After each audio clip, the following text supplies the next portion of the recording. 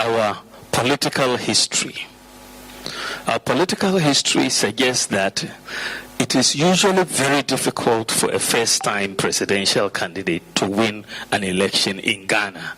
I don't know why that is, but Ghanaians want you to come more than one. So there is a sense that in 2028, NDC is going to bring a candidate for the first time. I believe we will have an advantage, all things being equal, over that new candidate coming in 2028. I believe we will have a very big advantage. The second set of reasons that I believe we are going to win is because NDC is actually in government. Why do I say so? In opposition, they made so many promises and told a lot of stories about what they were going to do. And they've now come into government. It's not easy to do propaganda when you are in government. It's very easy to do propaganda in opposition. So they told so many lies in opposition. They said that when they come, they will bring down the cost of kinky and the cost of living. I don't know. Have you noticed the reduction in kinky prices in Ghana? No. Prices are rather going up, whether you are looking at cement or other things.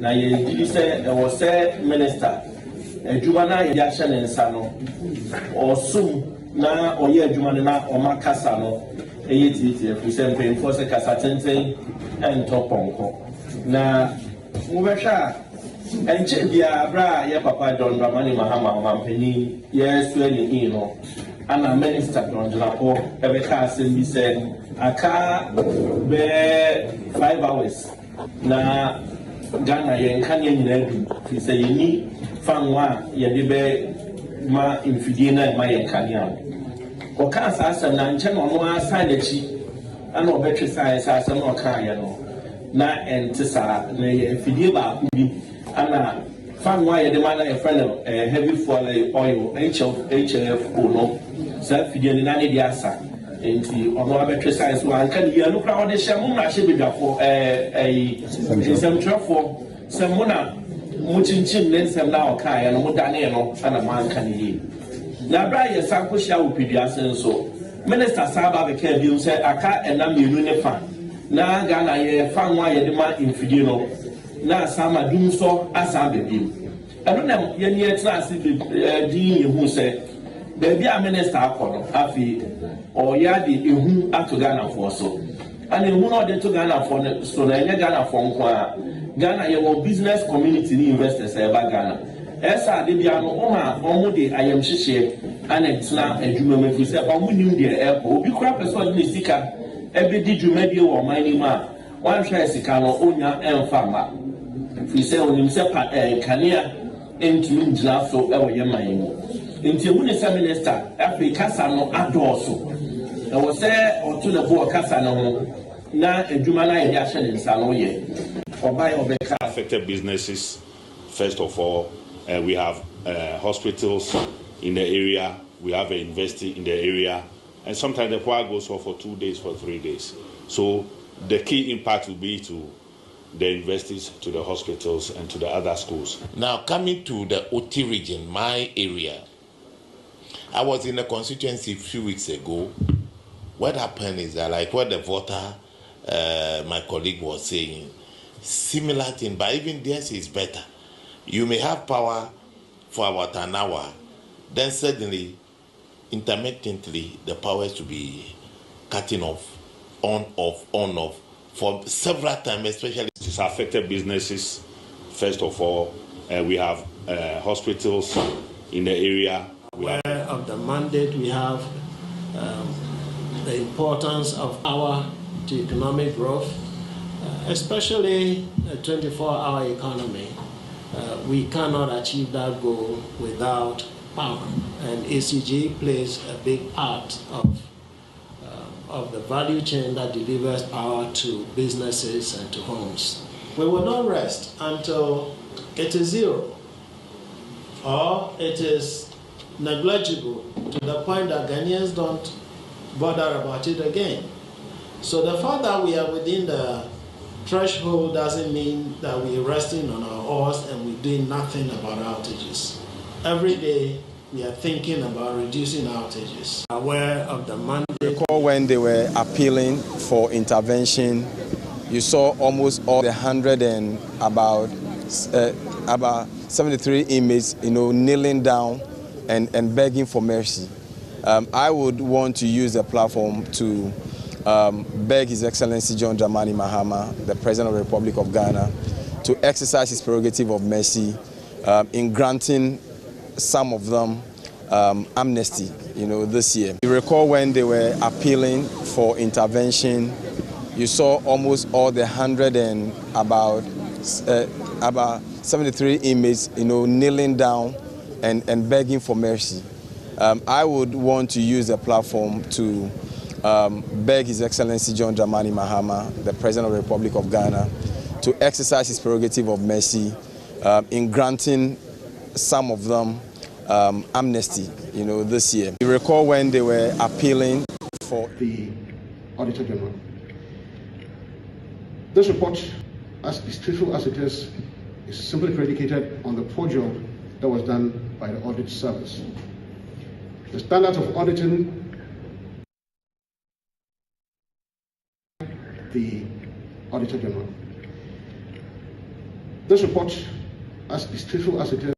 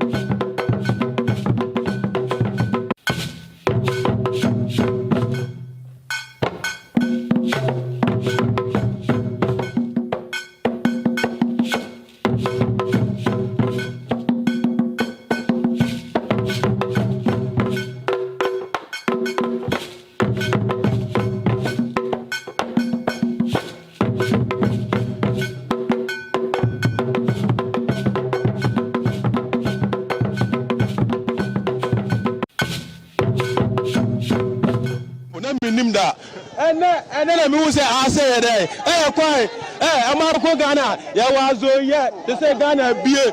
My boss, I'm not talking about say no. Me, my phone about me, I can say, and I'm at one of my two no matter to baby. No, I'm doing another tears. I was you. Casseba, Munya, quiet. Was you? Uko about 1 month. What's that? Mr. Joint, what's the quiet? And then I say, I say, hey, quiet, hey, I'm out of Ghana. Ya was yet to say Ghana beer.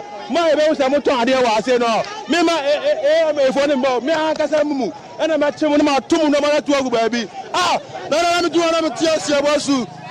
Casseba, Munya, quiet. Was you? Uko about 1 month. What's that? Mr. Joint, what's the quiet? And then I say, I say, hey, quiet, hey, I'm out of Ghana. Ya was yet to say Ghana beer. My boss, I'm not talking about say no. Me, my phone about me, I can say, and I'm at one of my two no matter to baby. No, I'm doing another tears. I was you. Casseba, Munya, quiet. Was you? Uko about 1 month. What's that? Mr. Joint, what's the quiet? And then I say, I say, hey, quiet, hey, I'm out of Ghana. Yeah, so I'm saying, I'm able to have a check a crab, said your man call Lolocano soon, your breast a crack. It's time you to me, say, Jono. This is almost as a son in and fianco. So almost a high count, able to have a salquetry. It's a cost or educo, watch man, they are coffee. And so you say about Corsi, baby.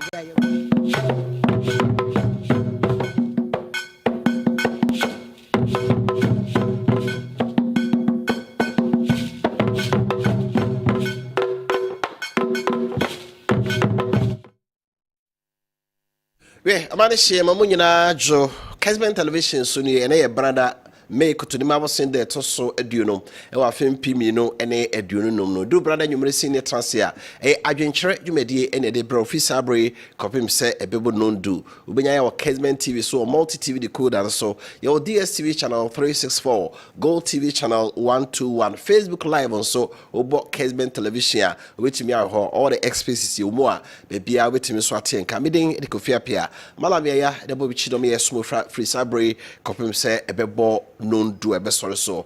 And some way do come on and you remove be. You hear the cedi and the dollar, the exchange rate. Yami Adom, Atiaba from, yes, say no, say we interbank exchange rate. $1 less than 13 cedis, and I'm 12 cedis, 30 pesos thereabouts. Now, another tamamu baumia, according to this, Kushia, Ghana, MPP4 Hono, and I catch up say, dollar neighbor from the NDC, when you cool so fancy or more. If you say, and your policy, she be a no media bar, ama dollar no echo from sa. Nemum, American company Donald Trump, and I'm 2 hours to say a near ma ubi the Bamle Kamemu Betonwa, what a tour, tariffs you are there gusono. I must say, American man sikano, Iwaiha, and until Okwa man be Briswasu Zambia, Omokwacha, he say, Kostropa, Digana buying ye policy, economic policy, beer, ye no, and ama dollar no. And so eba fomo no ena omampeni John Dramani mama o me so for be chira so his kasem so o munyina de abetu dwa se senator Mamiya kasa anye no kre if you say gold board ya ben edisi ho no aboa pa ma sesei abosome 9 temon gold amatos kakoko mato akoto na mono ne enya dollars edi aba no eno na ma Bank of Ghana se omumu ayedu won sesei forest reserves just the dollar edi egu yechi sase between ye de twitwa ye ho no atra $10 billion.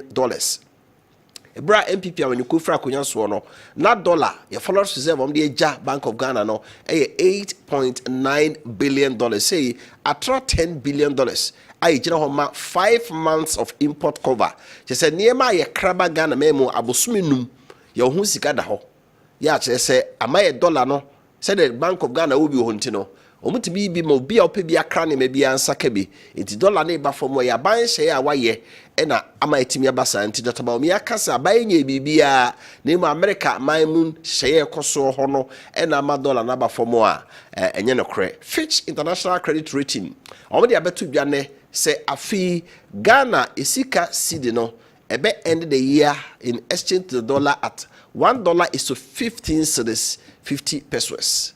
Fetch for say afinko we no na okuta $1 ubenya 15 cedis 50 pesos akobasa na say tie ba fon no e be sa akosoro the fetch for kan no e no kre ana so say omuhu de ekosoro Ghana nti na omo so kasa e be de ho nkomo and the omanpani is Excellency John Dramani Mahama wa pao abajoku e from National Development Planning Commission e ho ntoma e ka say National Development Planning Commission a omo ya abajoku omo na dwene Ghana se Ghana efie du asante mo hin ne pese yeduro ade ba ko abibiman yaka akire wo ho pa no Kwame Nkrumah di fa hodie ma o men no wo ye 7-year development plan eto ho se mfie nson tem no e wo se ba bia Ghana yeduro nie fofi anto ata no dwa na ba mo eno nti Kwame Nkrumah de na amem efiri okọ na ba bia ba no de hye bia ba se sei e na epese yenso ye no MPP abai be yom de a omkwa na ni si aba na oma besesa no ne mampani eda na die no okire mu sese de ope inclusivity ye kire se the MPP fo adwen ye wo mo the NDC fo adwen ye wo mo the CPP fo adwen ye wo mo wo mo ni amanyuko mo nim de no obi amfa na adwenmra ne enkamom se Ghana be bi epese duro nie na National Development Planning Commission de adwuma nti wakofa omampani na ekufu ado the other friend Ghana Beyond Aid omo de omo for the mampani fi so omo hwem na NDC for so de omo hwem omo nyi obi a de enkamom na yempam se by 2057 Ghana be bi epese duro nie ne de aye adwuma ebeda ne duro ho we China man na ansa na China bedu be bi omo duro yi omo de tai bi si omo ni so for some 50 years na China omo se de bi ade bi ehia na China ha no e wo se ya yetimi ye China project is by 2015 na efie bi e wo wiase de uromu a e wo so hunu ade ye na China ho ye no 2015 na China for duro ho ye wura fie bi amu a Chinese product na e ho Ghana ye de say me kai se bra MPP aban e ba so foforo no Uraya Osafumafo, senior minister, Obekai say, so ye sa development plan bear 40 years, no. She say, say you do technological world. We are saying for the human the air bano. So planet to say the next 20-30 years, may we are. Any 10 years, a crana the upper so you're not a chum. In TLC, in your short term development plan, say be a plan, say be the next 10 years. The next 5 years, say next year, the next 10 years, and at the next 40 years, in fear, dear nine, the person near. You back where Nim Kakaboso said the plan is say being in fear or Diana no crano, Vasubi, and so you got him and Penny John Dramani Maba, a bra, and there's 37 member committee of National Planning, National Development Planning Commission, or Paramount Tomano, somewhat okay. Briefly address an issue of growing national interest. And that is the urgent call for a long-term national development plan.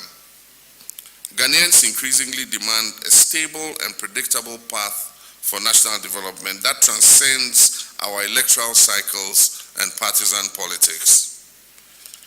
Here I'm reminded of the words of Osajifo Dr. Kwame Nkrumah in his visionary 7-year development plan, and he stated, "The economic policies will lack direction and consistency unless they are firmly related to a clear vision of the structure of the economy towards which we are moving. It is only in the longer view," he said longer view, "that it is rational to project any really radical transformation of our economic system." And he goes on to say, "In the very short period, we remain prisoners of our past." And so there already Nkrumah was projecting that we should have a longer view of our path of development. Indeed, nearly 70 years after independence, our economy continues to rely heavily on a narrow range of primary commodities with limited diversification and value addition. This reality reflects the persistence of structural constraints that continue to hold us back. Proof that in many respects, we remain, as Nkrumah said, prisoners of our past. Permit me. We any semua Amampeni John Dramani Mama de two Jabrene 37-member National Development Planning Commission or Pahon Entuma Rani Moy Thompson o Kairo Pa or no Kane no and that commission Abana Sisaye Omkotran Chain Mampeni assign Akofana view. Minority equiketwano omonso edin sembi atudwa ya asemo a omo kane se abana ma nemre na dum so no wonhwe no onye ho adwuma if say enkane no sesei da bia na energy minister Regina Po no aba be kasa ho se eniema enkane ye fuel edi gumu ya besa nti ahwe ya na ebia ye ho akire no onya asade ne ka okasa ema investor confidence omo graduate ra omo so bia Ghana mitaba ko bia adwuma ho no omo se Ghana de okwae moa if say omo nka ne akra enyina so na ebra omo ne sentrofo hia no yinti ra Michael Edu de ode etudwa ho I obeka asem bi na sansem na ye ne minority didi se moa enye nsama eboa na ye didi se wo se minister adwuma na ye dia hye ne nsa no osum na oye adwuma na omakasa no eyetiti fu se mpemfo se kasa tenten entoponko na mubesha enche bia bra ye papa John Dramani Mahama mampeni ye sueni hino ana minister John Dramani ebeka asem bi se aka be 5 hours na Ghana ye nkanye nyina du fi se yini fanwa ye de be ma infidie na ma ye nkanye o ka asem na nche no no asa na chi ana obetwe sai asem no ka ye no na entisa na ye infidie ba ku bi ana fanwa ye de ma na ye friend heavy fuel oil HLF ko no sa fidie ni na ne dia asa enti ono abetwe sai so anka ni ya no kra ode hye mo ma hye bedwafo semtrafo semona muchinchin ne nsem na oka ya no mudane no ana manka ni na bra ye sanko hya opidua senso minister saba be ka bi se aka enam yenu ne fa na Ghana ye fa nwa ye de ma infidie no na sama dum so asa be bi eno na ye ni etra ase di ye hu se baby a minister akọ afi o ya di ehu ato Ghana for so and ehu no dey to Ghana for so na enye Ghana for nko a Ghana your business community ni investors e ba Ghana esa de bia no omo de ayem hihye anetna adwuma mefu se omo nim de e ko obi kura person ni sika ebe di dwuma die wo man ni ma wan hwe sika no onya emfa ma fi se onim se kania entumi. All right, we need somewhere equiketo ano so ede etudwa yebeba bide ho enkomo na se de ede tudwa ene se enkane experience se dollar no bo no dollar na kofom ama fuel se yate so enoti adraba fo no hwe na omote transport fare so no ena nwumre cry saka ekere se transport unions nyina adwa kobenkrom so nyame adoma memenda e bay 24th of May ye transport fare so by 15%. 15%. It is the oji dada no. Omba calculation ni nyina enro memenda no ni akere se ufri bi a circle e ko dansoma ya e sei ufri circle e ko kanesia e sei ufri kumasi edum ana kejetia ukokwada so a na e sei se ne yate so e de aba na obia nso hunu hye ya ewomu right yemra fi na fi yensa se ni kuma me ka wo se wadwenkyere ne test line no 0551 599 933 0551 599 933 na odi aba test ana WhatsApp message ya de fa ba bia no yesabeka ne yakenkan e de amawo ebenifo no omdi dwuma enne anwumre eye ora Frank otu echampon lecturer Spiritan University College or Science Communication team member Emma ruling National Democratic Congress NDC amanyuko oha Sarah Sona Rakwesiche former regional communication director Emma New Patriotic Party MPP and also Aginebja womani abajafo ene yene omo ebedi enkomo anwumre Aka Frank akwaba na ho ye de ya gba da daro ma da hode nkwan ahode nso na ma men fa konya so na menchia ora na so mampani a otu adwa so sese ora His Excellency John Dramani Mahama na to so bio menchia chairman Bigedu a o council of state member na wo san ye party chairman ma NDC Manyuku na Western North region amemra santimamu na menchia ora na nakosi Augustine a o party chairman ma NDC Manyuku no na menchia honorable minister Ura Frank Amako Hene honorable the chat from Amincha Ura Johnny Osekofi honorable Johnny Osekofi or former deputy chief of staff ni Andy Semanyuko was Santimante Moyna Medasefa right Mr. Darcy Dr. Zichi ha no yes sir akaba now where there oh microphone mama fantastic the way bibia the Amincha won me chat phone nyina so obi o hwe bia no ancha enkoma no ira Kessben me chia no pa ba hu no ofo achia no na enkoma me party mpanyimfo nya tetu His Excellency former president Anado ne Dr. Mahmoud Bawumia chama untime ne Ashanti Regional Executives ne constituency ne polling station na party mpanyimfo nya won kran na so ba me fa ncha mo bibia obi a wotie bia so me chia no so kokwa so kra na masinso me so me da se pa Dr. Mamisha Sefio so. All right. Abaye abomoden say omobai dollar be bia mu jama wo no na wo so almost be 16 Ghana cedis. You say so ate ama dollar no 12.3 Ghana cedis. Na omo the gold board and a share na si ho a ama say to gold ko tonya dollar no ba e ka ho. Afi omo spend sika o nie ma hu ni fa so. Otaba mi anso akoka London say abaye nya hwe America ban ena omusika semo aseye na Trump say odi abenti to musu fa sam homrane munyo maye kakra ayo medaze ba bejiri se wo say edika de this bubade ana ya se o me ba jo 2024 na dollar no yese na 16 anya no kre ana ya no kre na say na 14 as I say and that's 16, but I still rate no I will be able to me a check currency no as at 2024. I say how much was $1 in April 2024 exchange rate no. So I say variable 2024 variables no any April no 132739. 13 cities 2739. What I say? And you know, Obika to say inter-exchange, bank inter-exchange rate 1631. Bank inter-exchange rate.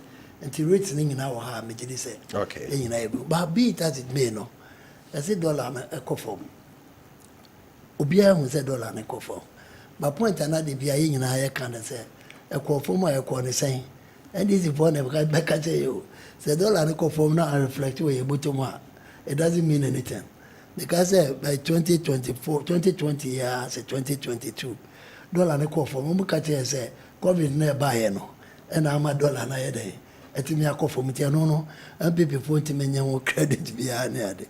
But what everybody in here who say, Yenim say international forces a come and about Trump on a trade war in there than a diaba. And I'm also crown, a bit me a car near the so. Say, Excellency Dr. Mahmoud Baumi and say, oh, yeah, a boa and my dollar no so at me a general. So, Obekaya, a free friend is saying, come and come better than a cunyaso. At the Baya Babisi 2016, no Ghana, a good results are never saying in Ano.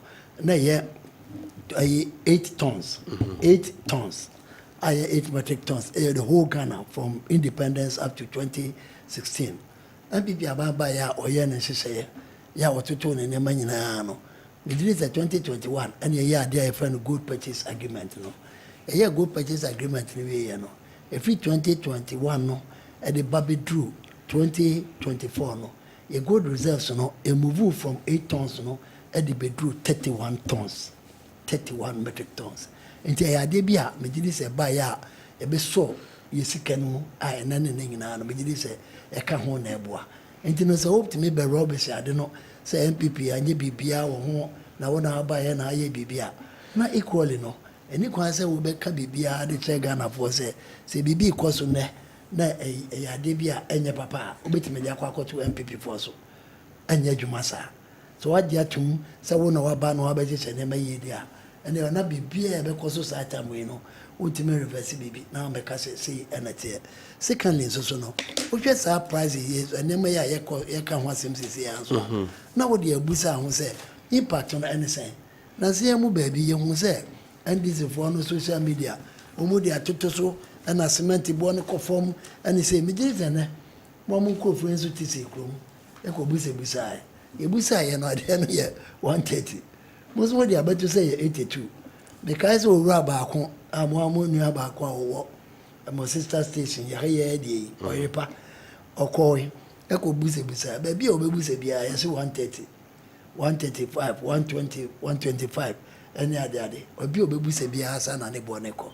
Nti na mo dada nipa na anase mo yen den se na mo ka che nipa no nti papa ba akokra de woka ni nyina ne se mo ko hu social media so say 82 a e mo ko social media no so na mo nkoto ko se ho ne de tem bia bia wugina bia no obetimi ato 82 no but reality no ne se ene ma no yen tete so ene ma no se da ma fon afi na guta fo ne de kaka ho no o mo appeal se o mo nkofo se o mo tete so but I don't think say this is the first time good for no apply to Munkofo. I think 2022, it happened in 2022.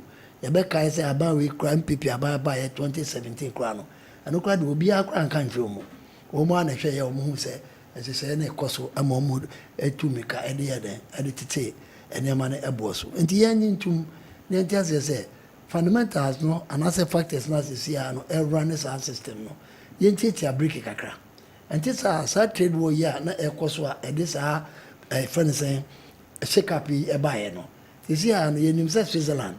You who say America for no China for narco transit. I mean the America for no at more than so about I think 30%. I'm a China for so no written and 100 and something no. Almost about from about 10%. And it tells you say anything can happen. And it's one more person who move and say no, you know yet me to a boss and you can't some there. Any cause will move rush baby because at the end of the day no a bit me a cosro into a cosra up in our baby blemu people na man a cosra and as I say and you said they are no aqua no say to me and to a bossy near and share and then man echo and then so no uba market no uba for more reflection no any woman because we move for trotro no ana wo mu efa yi no o ka se won te so a yes o bete so na mo be break no no waje ne sika what I say if we kejeti a yes ye ko ay adwoso if you pick na o ko your friend say Anwaga Junction na say amekum traffic light e wo de obeje no wasiu no wasi afa bi akwa akosi Anwaga Junction no wasiu no afa bi akosi Tel Junction no wasiu enti wo hwe ya no mo be break no ama no akwa akofa de aba ade a emasa de we nyina akoso ne say owura no a yeso wonti ne fairness no ne nema na wokwa akoto odwom no sa no woto no tomatoes na wokoto no yente so ma no jene no yente so ma no enema obekọ konhoma obebo no yente so ma no enti no abribia no obebo modern so obeden obebiti cost no no so atimi anya bibia ode be adwuma enti sie nyina no ye ka cost no asem dia na wo se ye ba Adwenkyere mu ne yehwe ne se sie nyina ye tete enema so a ne nyina ya tete so enti sa ebekọ ti ankofo adenti na bibia ma na koye se yente so dia ne ye nyina akwakosi friend say ka aka so adenta but the same time I see entertain them as no aban no say the electricity 14.75% atoso ada na aban no mete so covid ada no want so office yet tin them so pa na dollar ne kofom ne yet tin them so ama na ye dia na I think say ono na was set a good example na ka example na we be set the aman ne say 14.75% now odi ateso no na wateso na ensuo dia no 4.02% no na no so wateso na emu se papa na ni abreze o percent of 40 ni amaso yes e be very difficult for somebody to say or teteso ukọ ya wonu omu ko transfer mo kasa tem adi increment no 10% na ade ma no 10% na ade ma Ghana workers nyina uwie ya now the 14.75% ade ama electricity. Now the friend is saying 4.02% now the amount water. Invariably, no idea what catching in and say, and for 10% in and watch your back. Ama omu the car will trade about 8%. Not your koyana say by. And I think say Nipa, I wasn't setting good example at the Mayeno, I had the president of the republic. Because I think in and top on Ufi Zen conformity to Nemasodia. I didn't know what Fabrea and any ho. A year almost about 18.77%, you know, or was it ultimate? I know your water and electricity combined. We 10%, you know, a friend is saying 10%. Taxes so if you ho, not we 1% and 1% and 11 if you are. Nani mi enu kabuma na just 11% we ye fuel we 11% no akwa maye 18% na just say ko ya na say buy okay you remember hono yes but you need to they are touting the achievements where are those achievements dollar no omwetimi dia ba form say de ka obi oscar because $1 na me de asie no e na wudi akira wa hwe a na osika akwa akose ti hu so omonye bibia you fa credit in America yeah man no you need dollar were inside it is also dollar na from there I was a reflection eba ade onye nipa nyina na tua etwa bet no aka say ma yi 10% free so nti obi anwato no ana nye nipa nyina so na send this cavia momo no amwa akoti 11 no ade free so ade a nipa ni nyina etua no electricity and water ano de ba bia wo bia no betua it is a dollar ne from there man reflect work sa prices no man I don't know anything reflect ne aka say dollar ne from yes dollar ne from but reflection na beba ama nipa na oyetima muni ni anya so mfa so okay I think that is where we have to look at okay it ye buy here o ka say dollar number from no aka say me 14.75% na me de beto kane ane so no say the dollar number from enti no me de aba from ama na ba bedru 10% and I say bia 8% ne ehun say won so ani abreze oboye bibi ama manfo so an ho de ehun ato okay enti sa sani nyina akoso sa na amanfo still ano amanfo ne ama wo mu to no ne bo no ekoso enema ye ka say ekofom like cement ni de kaka ye say ekofom enso so na ne bo no ekoso a na question na akon abebusa ne say tama na dollar no ɛyɛ 14 and another 15 no clinker na na yɛtɔ de bɛyɛ cement no the same clinker no na yɛtɔ okay and then 14 point something the friends percentage a ɛwɔ so ɛyɛ friends 12 no and then no say atiaba former bedroom 13 there na yɛ expect say ɛbɛboa ama saa prices na so aba from okay nti wo ya ɔbɛhu sɛ prices ne kɔ so no na kyerɛ sɛ biribi wɔ hɔ a ɛno no ɛnhyia nti collaboration no yɛ nneɛma baako pɛ sɛ dollar no ɛkɔ fam deɛ a yɛbɛsrɛ sɛ yɛmmara nhwɛ na reflection no ɛnkɔsi yɛbɔtɔ okay na yɛbɔtɔ no nso ɛho right that's it that's the most what akwasi chii na wate ne kan ora frank tuachampo ofa aha ofa bidase pi ne akonya wodi amamne endi semane ko mu ofa kasa na mame so menka kakra wo ofa ru aba o me asesen doctor so when you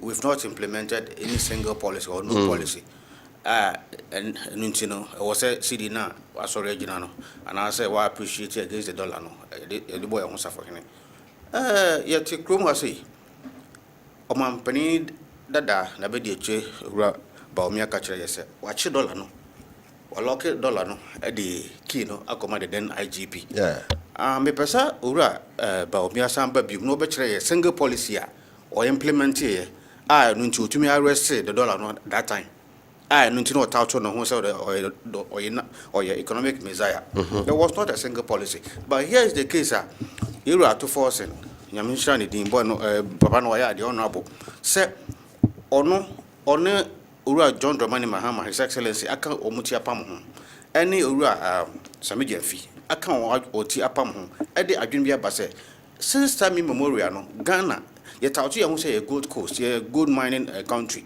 But a dear pan, a between the Gina Hawkatcher, Ghana, you two a good deal of my way. You need a single institution, be a cassia court, Yako gold, now you been a bio. And until young far what is known as gold board and famra. Now the gold board on the bar, or Monkwan or Wakonya. So, but Ghana, you good are you two. That is a small scale mining gold, no, or more gold, the Munyan, you better turning in now. Now, yeah, export it. Yeah, export here, you can ababe bois, sabi sidino. And no, any the game changer. And never know what I say no. The first time, and I said the first 4 or 5 months, you buy in gold, you're hoping $2.4 billion. And no, and am I.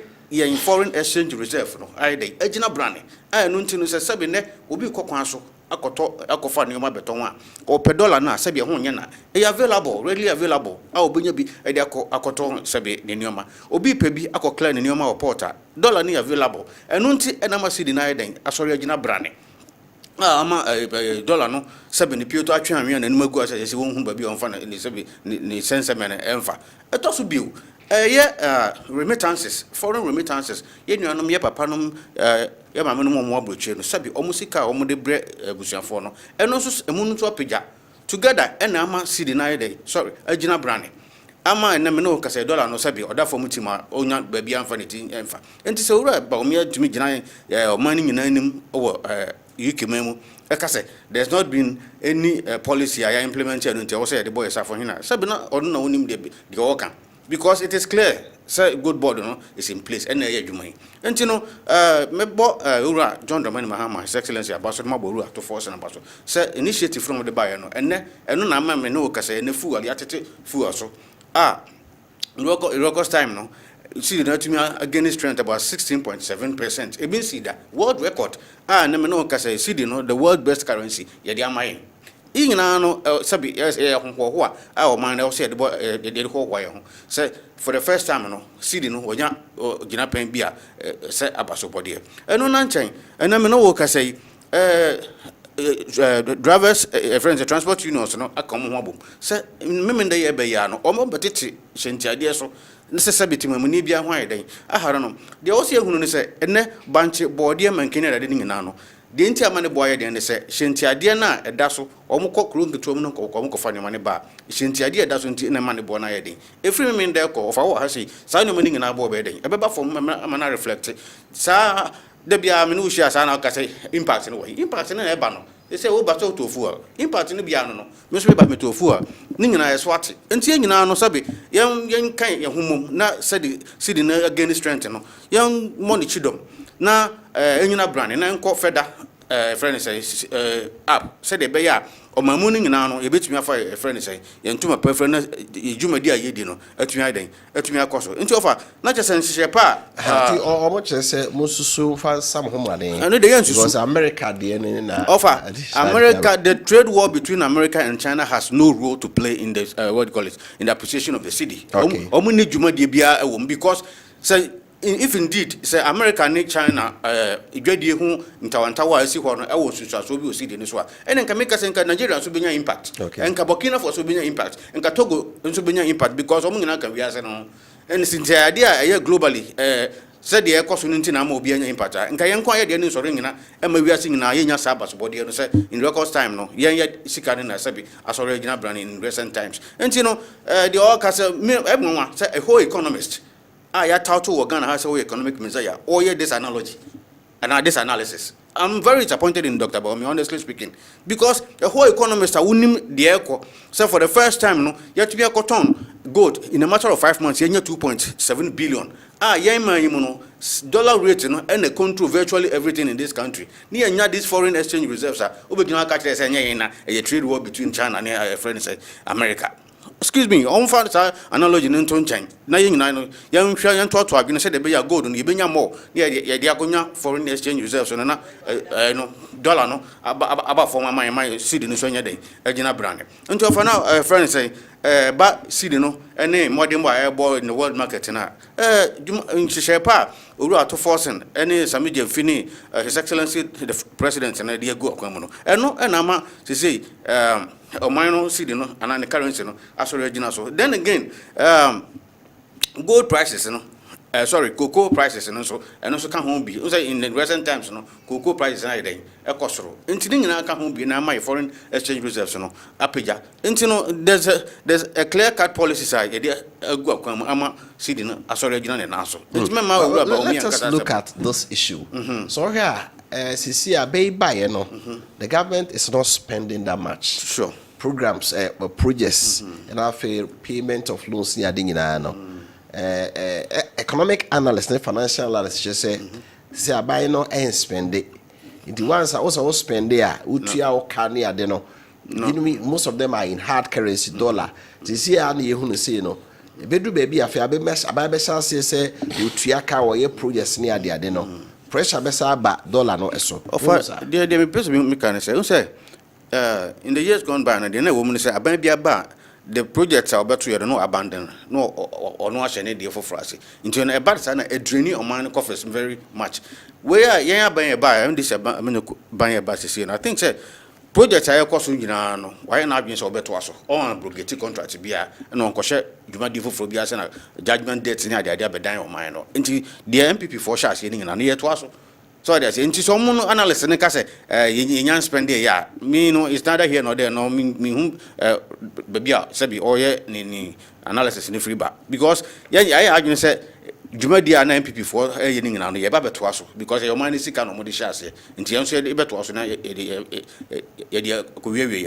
now ansana ye be chef for us ya chef for us enti no yen to omo de no na yen san ko shebi foforo bi ase na no na be ye be draining your mind coffers and as be your mind so as me kotutua judgment date enti na analyst and nsem a work no me na I don't see any but foforo de say de be chance because company mahama say projects bi ho no mo a obehwe dualization of Kumasi Accra Cape Coast Accra Aflao but that time no offer na ye apart from that no where ye kai de no a yeah, debt restructuring, or more reschedule your debt payment, yeah, by the end of this year, at the corner year, no. Sigano also could and it's in hard currency. You be draining your mind, of course. Yes, I think said that's also a pointer. Who said you bet me reserves, from the way I gold process in Ebano. Enu Sabren August thereabout now, you're starting to debts. Now, another friend saying good foreign exchange reserves. I bet to me the Nubia offset sad debts and I friend saying Ebano. And I say new project I have Shasiano. Now it's your generating revenue. I bet to me EDBH such projects. And I say, intermediate, I'm always for the positive side. Okay. Yeah, mean count say the Beya, see the no ever sign, I fear CBM. No way. See the neighbor cost again. CBU. If you see BM, city will continue to gain strength. So the city will continue to gain strength. But Fitch is projecting ending the year 15.5. And the hypothetical. Gold for dollar na gold board the omoye no. And non quite sustain your mind. Just say other policies via bitter city no and so anyway. I mean, what to see about. Me say, as soon what kind I say and sir, when this is what they say, and Johnny and Trodier, Umu Kosusa, and I'm saying Ghana higher near you. 2020, me part of my Sunday, you know, 2020. Yeah, Bloomberg for the ye buy Katana by graphic online. What's he saying? Was it Ghana CD the best performing currency in the world against the US dollar? Bloomberg. If I don't say, oh, sometimes they might not catch him. See, Sicano. Now, na who then was so said, AC appreciate against the dollar or che we say Sikabia. That was 2020 February. But that's it. Some go for we. And the country say any barrier bia, any bed in bia or abino, as you say, Papa so. No, a COVID in a buyer no. And I'm a folk could digga any other dinner, a cocoba, sir. So what I say. It's woman Yamano, I catch you more. Now, Bibiania no move a few more. So what I say, you know, move a few more sense about Mikaye. As the Global Financial News Research and Data Organized Bloomberg says Ghana cedi is the best performing currency against the US dollar in the world for the start of 2020. What I say, according to Bloomberg, the currency of Ghana, the world's second biggest cocoa producer, strengthened 3.9% in 2020, the strongest in over 140 currencies, where that is what they have tracked. What I say, 140 currencies. And you know, that same time, no, more kickers answer no. Oh, Abibiani and make a clear case of the pot calling the kettle black. Oh, and you know, but transit. Now one casa the same. A friend is saying organization I can be Biamwadia Tum said, and then they know. So that same organization they catch or say, I didn't be at 15 now. What's the other the uncle drew? No more hypothetical. It is the Okayana, and Nano, and no, they are hypothetical. A hypocrisy. The patriotic Americans, a hypocrisy. So I accept this Bloomberg for another one, accept this and some more Mukan on there. Now, Ochinano, the same people who accept you, maybe I was the only the Obas Oka. The ten is if one won't take a break kakra, because a Kobasa BBS is son.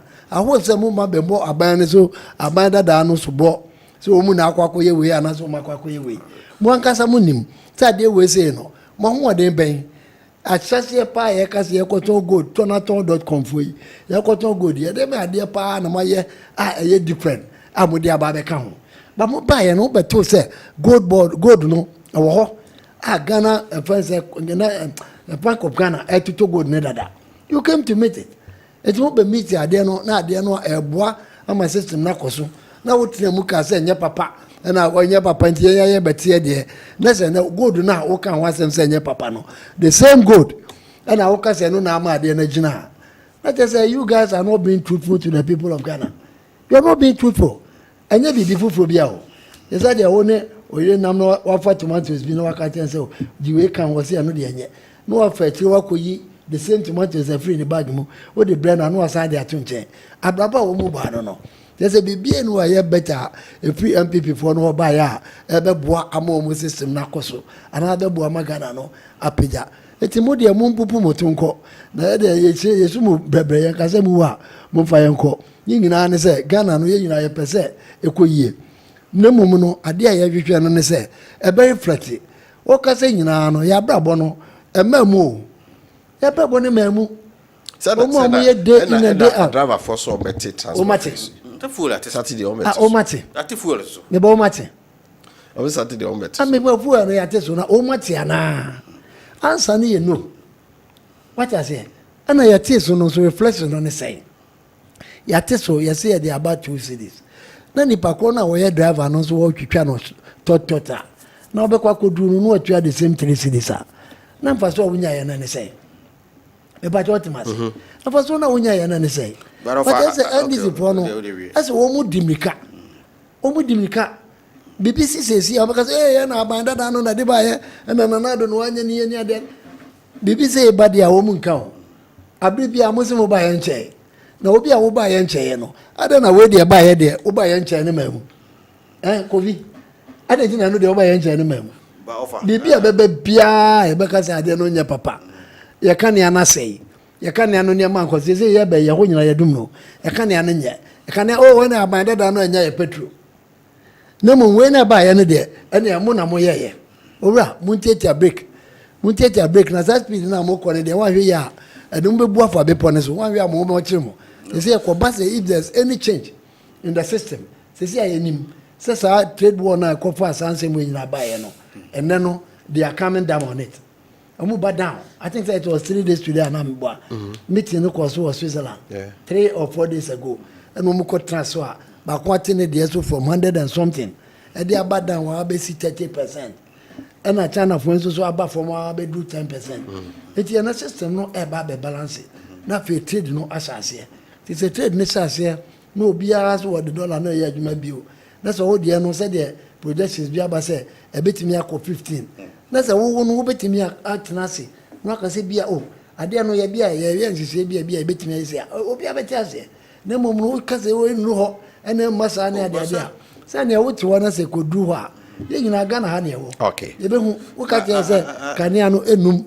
Ana kanea no de yakoto fu alaba ana baby e de aba no de kanea no de ebesi so sa na John beka che e ko wi ase John no wen e no wada otimi tratras o ko du pedia so lodge no watete chana roba ye na ni ase na be wasati su wasati su complainant wa complaining sa be kane anopa ne awia na enyumre what I say obi a wo si ehia so complaining but na ono na ye the chief complainant etimi de me kanin na say Ghana for moment and trade cautiously because I'm telling you, say to and to say the every na ko basa de ni peja ni muka krevia. Obviously no drivers no mo ntra. They are also going to go up anameboa. Okay. Omo traders omo so adu omo spare parts aba omo ton omo so ntra. They are also going to go up because ade a wo ka so obetete so dia ma wo mu when it comes to duties no. Ba kokore no what is so. What a single one. Ade a special import levy. Nanka eye I was say ye free so I did ma traders no more to no. I was saying see 2024 nanka ye twice bio. And this will buy no. What's the what they call 2028? It is special import levy no. What side they are? Okay. Right. And I think the one was here. We should establish this thing. Gold reserves, any foreign exchange reserves. I think there is a clear distinction. Gold reserve, no, foreign reserve. Yes, two different things. The Baomiano and all kind of Baomiano, the gold reserves. And then an increment of I think 1 ton per any idea account. The Akana, yadi boy and for anything, and the gold board, almost gold yatumi accumulator yakotong, I foreign exchange reserves. And no, and I game change and I know because I see the net to me. As for a general and I'm also no interior, Mamu confuse the two, and my public, no, so what I say, Obienua waka gold, Obienua waka. What I was saying, Obienua waka foreign exchange reserves from Asemo Dema. No. That is what the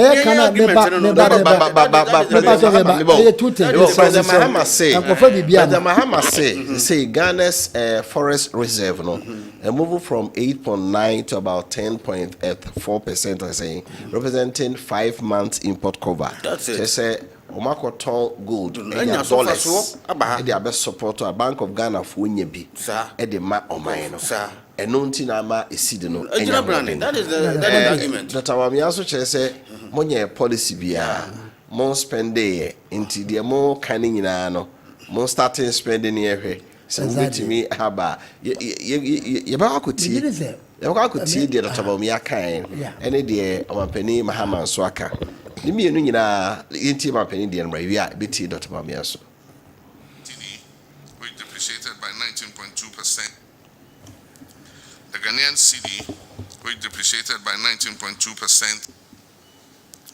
The Ghanaian cedi, which depreciated by 19.2% in 2024, has shown signs of recovery, appreciating by 3.9% against the US dollar by the end of April 2025. This has been supported by stronger forex inflows improved trade balances, and growing investor confidence. Our gross international reserves have improved further from $8.98 billion in December 2024 to $10.6 billion by April 2025. This is equivalent to almost 5 months of import cover. This reflects enhanced export earnings, particularly from gold and non-traditional exports, as well as timely disbursements from our multilateral partners. Fiscal consolidation is underway. We reduced the fiscal deficits on commitment basis from 7.5% of GDP in 2024 to 6.4% in the first half of 2025. And we're on track to meet our 2025 target end year of 3.1% through expenditure rationalization, improved domestic revenue mobilization, and strong anti-corruption measures. These figures, though early in the year, are clear signs of a disciplined and inclusive economic recovery. The Ghanaian cedi, which depreciated by 19.2% in 2024. All right. Right. The Sadaname Kano, Sadaman Penny, John Dramani Mama, say Ghana's forest reserve now $8.98 billion, a move called $10.64 billion, representing about 5 months of import cover. And no, and what say or cano or say gold na ya ton na yenya dollars na fe multinationals no or so scale some the maye no modi so say IMF aye call ye scan brand so say some the maye no wo mo e dia maye we nti na ma esidi no enya hoden sa doctor that's what you say IMF policy now e dey call ye this canaba na efrefa efrefa yeah just say papa MPP am 300 million and this is canaba yes guy now $2.7 $1 million no cry nyansa ma posika o and what you mean cause $900 million pay you don't say that policy no and you say papa ye no eno na ema ene IMF no ma yiska ye na anya ni yi anka ska bia ma eno na what what say me wo dey tell wo mu person mu appreciate bibia they don't want to appreciate anything and you say no aye na IMF ko no say anya say ni yi a and Kasesi Kana was Mutuama this time about 700 million and 800 million. And came ma. And she said, Papa, no, and then would this one fast. I was in Kaukas is can be a fanco. We are Bema Kasomu first canning. Because would they make an say? I dare work as a deep problem. I shared that exchange program near the day. I didn't come home and a man says, ye, and no, yeah, this is can bro. It is an way you know, ba, I had that testing program. I'm a month for one chiwomu, and one send baby, I'm a net yabano. Then, and you send it to me as waba, let this cannot brown wajia. What do you mean, cow and Kase a minor 10? You cannot do that. And I'm also crying, you pay a gold reserve, and 8 tons. Now, within a period of about 4 years, no, you are grown from 8 tons, and you could do 31 tons. I was almost and also a Jumabia, a bat now, Babeboa. Okay. Question and me busa say was the reserves no free 8.98 billion and they akwa do 10.64 no busa say na wo answer na be do 8.98 una na ateso ne be fire it was less than 5 or 6 na you saying but see na hwe reserves na wo ho answer na akwa do 8.98 I don't know how money there no say amount 6 billion I don't know how money there no in a period of 8 years oh me pato I don't know how money there from 5 to 8 say 3 me pato please okay I don't know how money right I don't know me pato you can't some na mayenka Nature said we are defensive bisa we are defensive okay wona what was here I don't know baby answer na eba be do 9.8 now wo de no form enti na me ma me portrait picture bi say wo buy no na wi ase ase okay what I say don't do that let us see time will tell said na Dr. Kosiche Kano 2020 dollar no say dwane ya by September 2020 cost dollar no 2022 na cost could do 17 exactly just ya ba ACDs yeah said we it be sustain ya e be boa Ghana men nyina in demand sustaining so the be in ye no Sabaji. I didn't change my day now here Kessben television so Sabre no crowd post mom you know. My message in kakra na fe yen kwenim. Teacher Eric Keke will be in his command so what so and I Mr. kindly squeeze water out of stone to solve power problems. NDC, we know you already. Don't bring doom so again. Okay, we every Oibo Boat in the inauguration of the National Development Planning Commission shouldn't be a rubber stamped commission, but should be a problem solving commission because Ghanaians haven't seen any implementation of the 24-hour economy and then go on the Mama promise. Action speaks more than words. And also dear buy and no. Okay, it says, good evening, Uncle Kofi. NDC government has never done anything to appreciate the cedi currency, but Dr. Bamia gold purchase policy is now yielding good results for Ghana from Kingdom, Ashtown, and not way free a buyer. That's why it says, Mr. Host, even though the dollar is down, but price of commodities are still high from Fajo of Datano, we are praying that economy will be stabilized for the growth of the country. From Mr. Jonas Gosso. Okay. Tabamia said the cedi depreciation will still give the credit to the MPP, but don't so credit to Mahama, right? In 60 days ahead. I'm Seidu from Pro East Yeji. Okay. Of a good evening. The cement price ranging from 120 to 135 Ghana cedis, i.e. 35.5 R and 42.5 R is 150 Ghana cedis. The reduction of the dollar has not impacted on any commodity in the market. Even the price of goods are still going up. Nana Mwakon from Hey, Offer, tell the MPP man that a good climber deserves push. Yekini from Asawen so a good climber, they offer their panel. Masaudu from Bantama, the stabilization of the city is meaningless if it cannot be linked with the price of goods and services. The government took office with the promise of resetting the country. At the time they took over, cement price was 85 cedis. As we speak, cement price around 130 Ghana cedis. If you stabilize the city and the price of goods keep rising, it's ineffective. Also DNA, okay. It says, of a good evening. To me, NDC government has not started paying their creditors. When they start paying, that is where we see whether the cedi gain is artificial or not. Of our please, where is Agric Minister? Another talkative because price of food is very high. Greetings to legendary Dr. Kwesiche. Okay, are you sure? Okay, please. Okay. Please, clean. Why? John Mensa, organizer MPP Côte d'Ivoire branch. Mr. President John Mahama, Doomso is coming back again. Oh, NDC government, Doomso. Mr. Host, press conference within 4 months. Okay, opposition is not easy, but tell Kwesiche Mahama has 3 years, 7 months more. They should quench the fire on their party. Mr. K. Asen Fusu, and all the way if you buy. Governments between year 1960 and 80 were toppled because of price of commodities. The NDC used that in 2023-2024 campaign.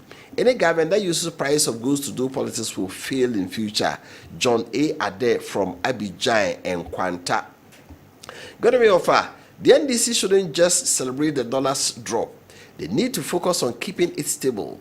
You all want Ghana's economy to surpass the last administration's performance. So let's not get ahead of ourselves. Adequate from Techimai, another way, and so a free a buyer. This is a very lengthy message. I'll try and read part anyway. The energy minister must be reshuffled. Same minister was handed 3,000 ECG containers by transition team after recounting, found 2,500 containers and ordered for third recounting another 800 containers vamoosed and ice watch. Now 5 hours oil to fuel ECG plant proved to be false. Now another 5 days fuel ECG plant also proven to be false. The NDC might be circumspect with their utterances. The dollar will surely rise again. They must be careful. Hey, price of dollar no rise here now.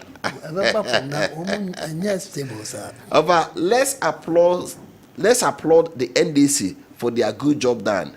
KTI from Kontanase and all the way and so a free a buyer. Okay.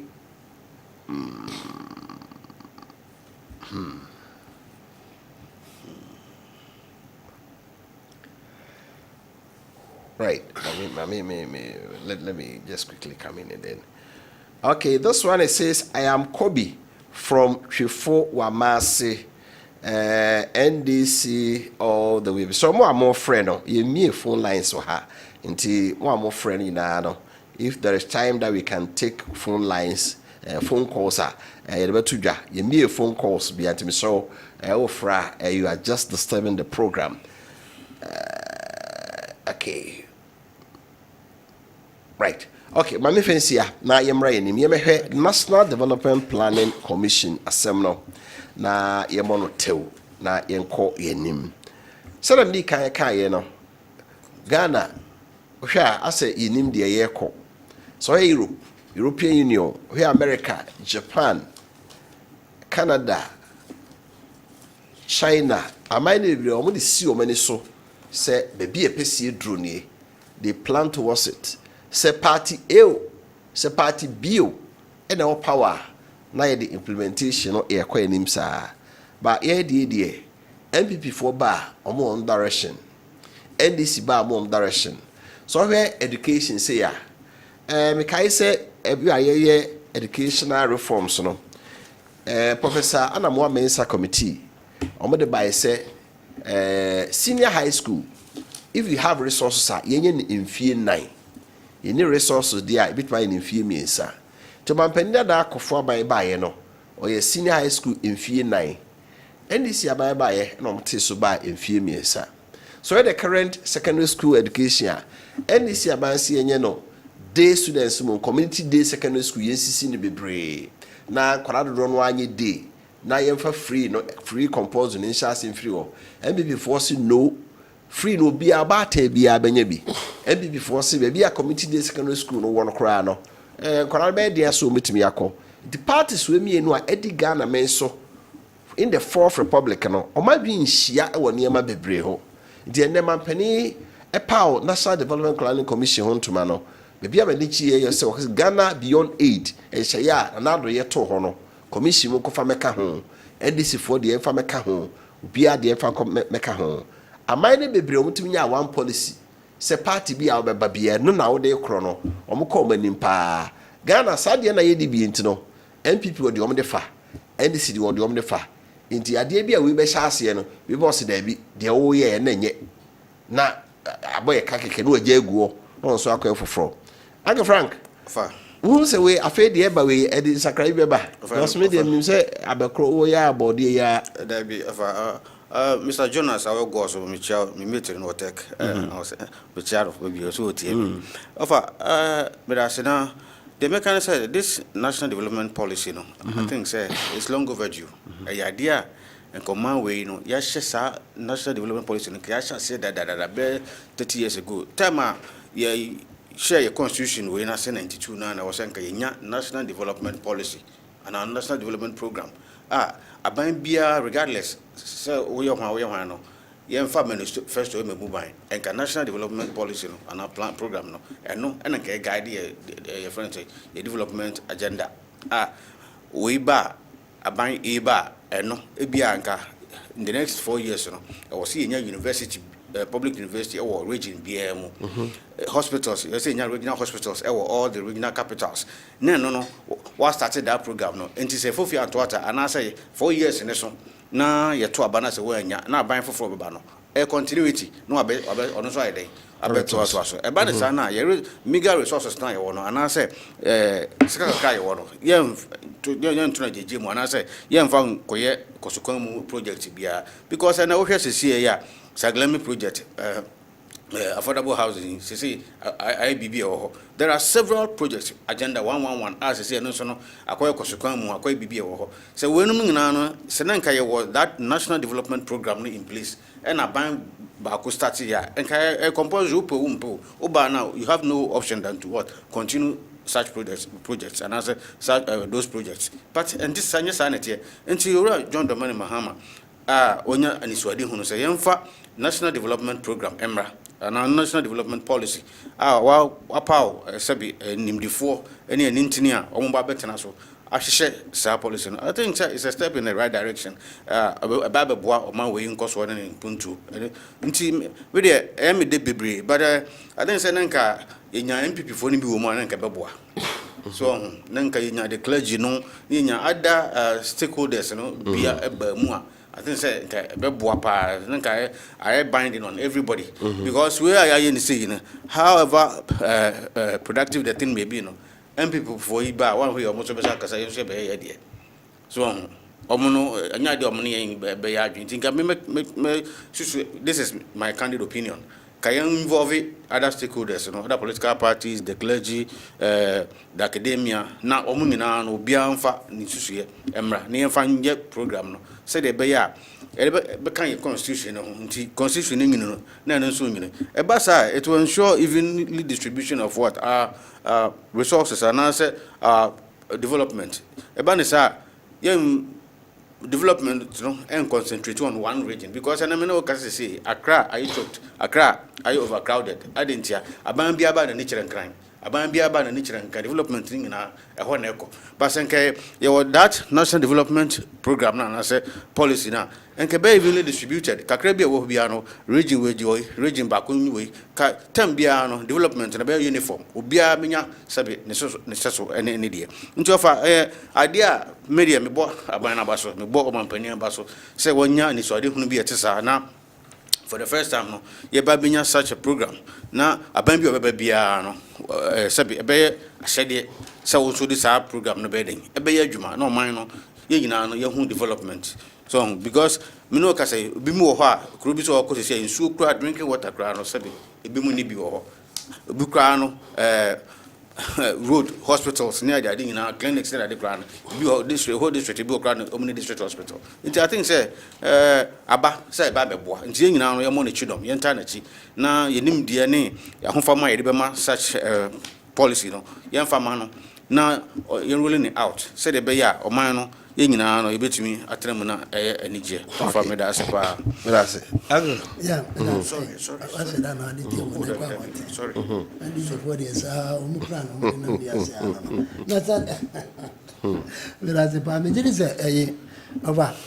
National Development Planning Committee, no, not a never.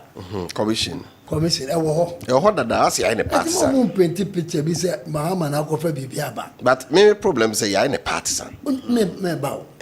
Neighbor.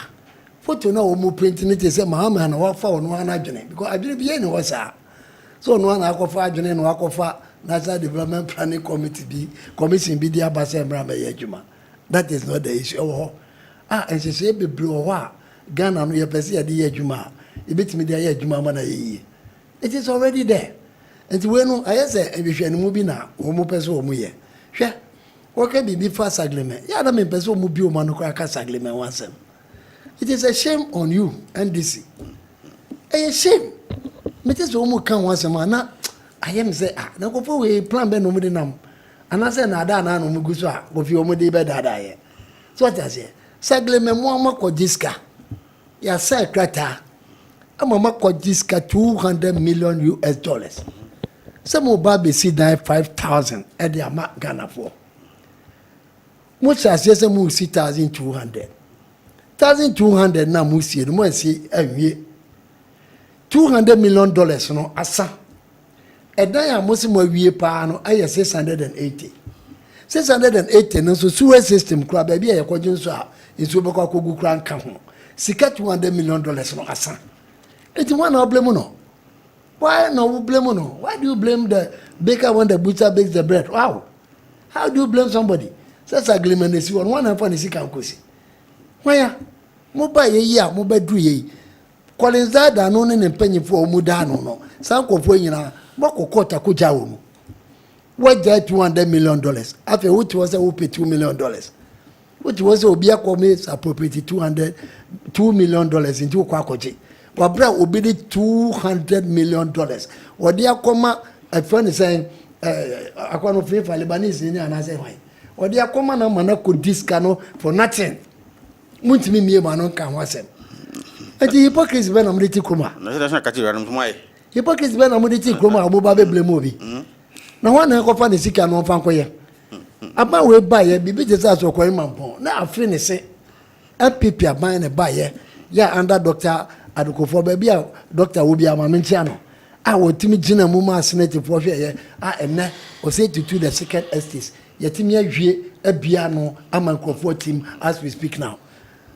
His Excellency Nanado project or yeah, and a president for project 1,000 affordable housing projects. Koforidua, Tamale, any other places in Busadia na mutimi ye. Na mobi, some we film. And I make a say a way, there were ye and affordable housing the bini. Ya baby, Koforidua, and I make us a mutimi ye. National Cathedral is 58 good cathedral, make out was a whole city. Umomo politics na time ya kamu de anamusu and there won't be a normal king say ampa obia ba yes you the ordinary sisu awoye ya to say on any yonko nya adwene say policy dia awoye dey say to aso yes and I make say what you know say and say papa no aye beba no and this for no mu ntiase et wo mu nya de o betimi aye twa bibi te say agenda 111 na wo betra say ka agenda 111 wasema na wan kasa na say Ghana for no na won fa respect ma wo mu.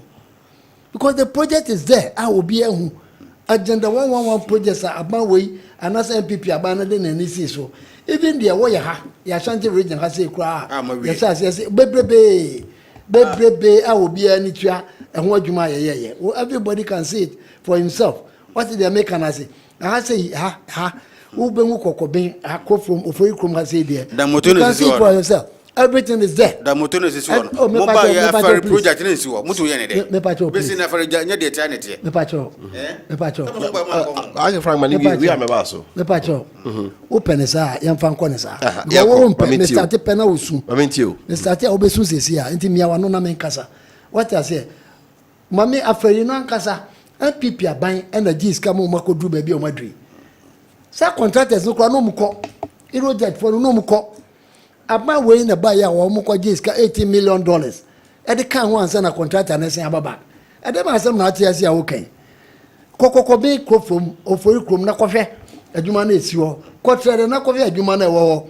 Coffee could do such a central command council, Cocabraca, a war, Boise, Cobaricasi, Heya, and a coffee. Cocodia, Nature Quadu Jama, Nature baby of some projects in a could do. Even as a Coreman for crying, you know. One casa was Sanias or Coreman Point. You can see for yourself. Omun cannot cry. Omun cannot cry. What do I need who? And Obia will feel post office. Or Sunny from Edia Quacodu, baby a junction at Quasso Corman Pono. One pigeon and if left to her. Baby a airport no branch in Nisino. They can see the project there. What by what in alcohol? What in yet you now cross or call? Hospital, there's not a single hospital in this way of Kruma. Ashanti region, not one. And I this way of Kruma says, Omodema, Asantiman, what me, at Ramu at the Ayajuma. But MPP buy no share hospitals, no. When we say I want your home, it is a Government project, no. What shall say, a young what Juma amene, you bet me a canny and says so. Say a moo a noom, the abandoned way. Ubeba or Swami Hase, Tommy there, ye, and net and Kofukomo Hospital. Oko Sabronumu, ye and Kofukomo Hospital. Oko Dobonso and Kofoko Hospital. Oko Tradia, Kofo Homo Hospital. Oko Mansun Quanta and Kofoko Hospital. But say there are other hospitals, sir. Now NDC 4 year. When you will be dear. But when we and I must say agenda 111 ASEA, they must start here and be 3 pen a week. It is a year can National Development Planning Commission. Kawashi Musibia over this period. Greater Accra, your mom hospital 5, Ashanti region, your mom hospital 10, Bono Yemo Musia. Party be a bad ye noa. Can you say you could start for the hospitals? That's the problem we have. Hospitals are buying not a walk omuni and yaba baby. Apart from the other cancer be offering a MBA, and I say a friend saying, Seviano, and look around what you say, Jumano, I can't anymore. Who be now cast all the year you may be. Who be now cast all the year you may be. Baby is a Conongo Government Hospital. Nay, me, MPP a baby. Oko Tepa Government Hospital, near me, MPP a baby. Oko Kumau Hospital. MPP abani by or baby. Oko Bekwa Hospital, MPP abani by or baby. Oko Formuna Hospital, MPP abani by or baby. And this and me and you one. I took them to comment to me and baby Ashanti Regina.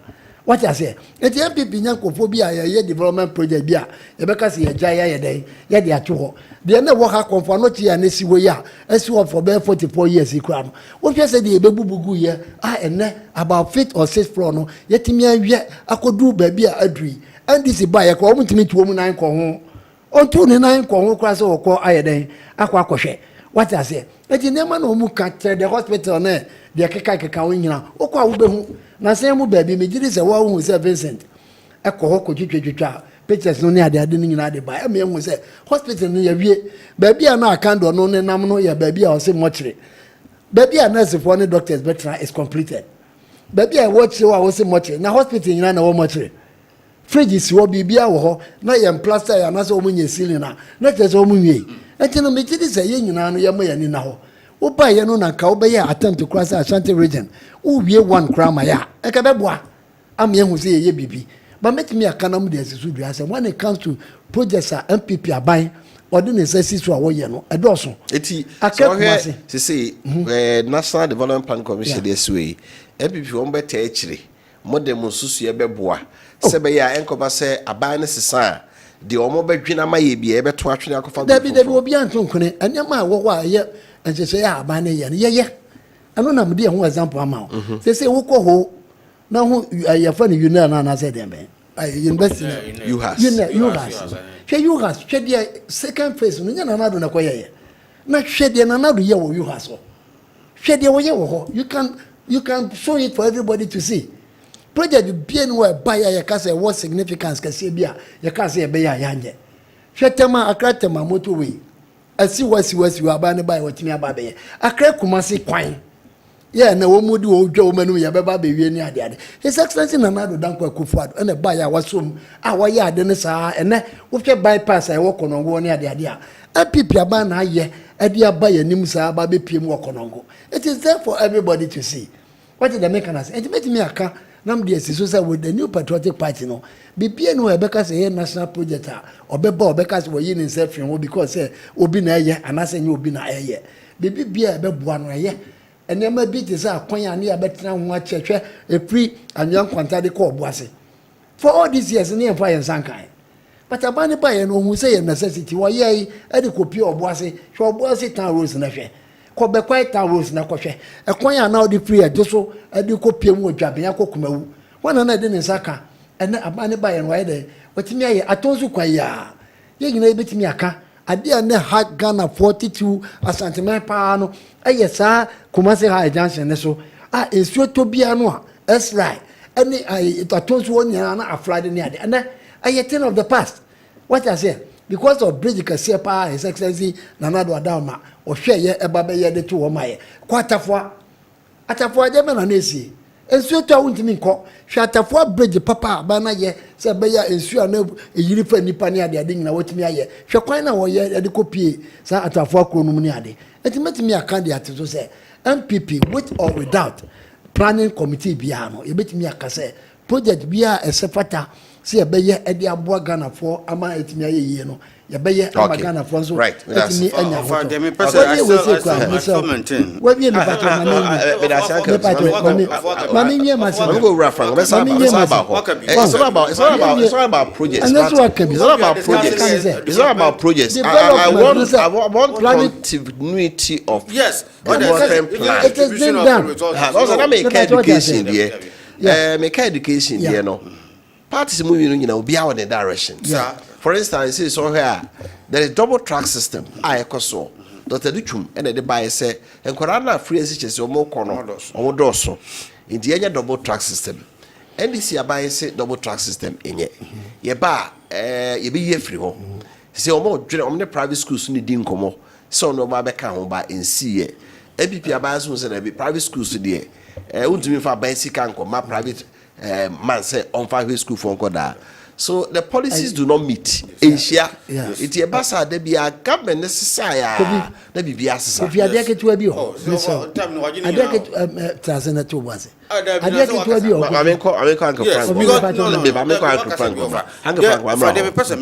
I still maintain the national development policy ni idea ebeboa ama man obi enim se beboa ba some of fanya adwuma some of agree two parties no mo adwe anko ba ku power no say am change no difficult kakra wo hu we hu ni say I think say ye nwan MPP for them person be involved in the development of the program say the be ya omo ba omo so do say program na be adwuma because and ko yes say pe the moment omo ba power say pe obo so omo so be find different approach na enoma ye nyina no say be e fa be kan nguram and me no ka say community day school say isi here no e fa na omo anwie afari hospital na si we ye free abamu na afari hospital no almost 90% complete and me no ka say the eternity and omo so time no affordable house ya omo ye no bebre na kan nguram and am so ko fa asaglemi bae it is the same thing yes start here party this power this up party be find excuse be e dey actually the ntia mint to the other that is when this national development program you say your project bebre ya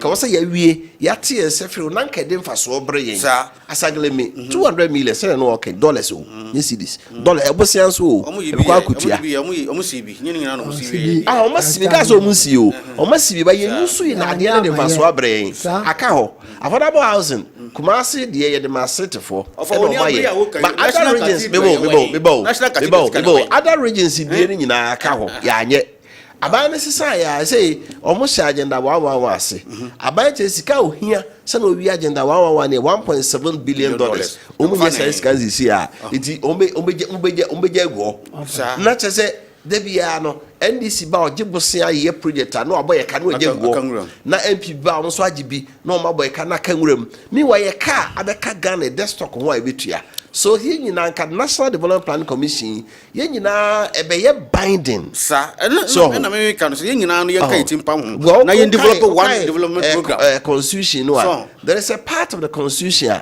so ho e no chere say policy bi aba bi be ye no directive principle for state policy no e say oba de aba ne ye no ba ya baby ye hye no a enya de ye kyekyere aba mi say wanya yitimi gina so e ni be ye taba bi aba de wo interest wo no no aye na de on pe no no agya na ya boka gu ho I think say this national development policy na o say nka ye referendum na ko bi ade no ho jembi nyina ye vote yes or no yes no agituma na nka ya enshrine into the constitution.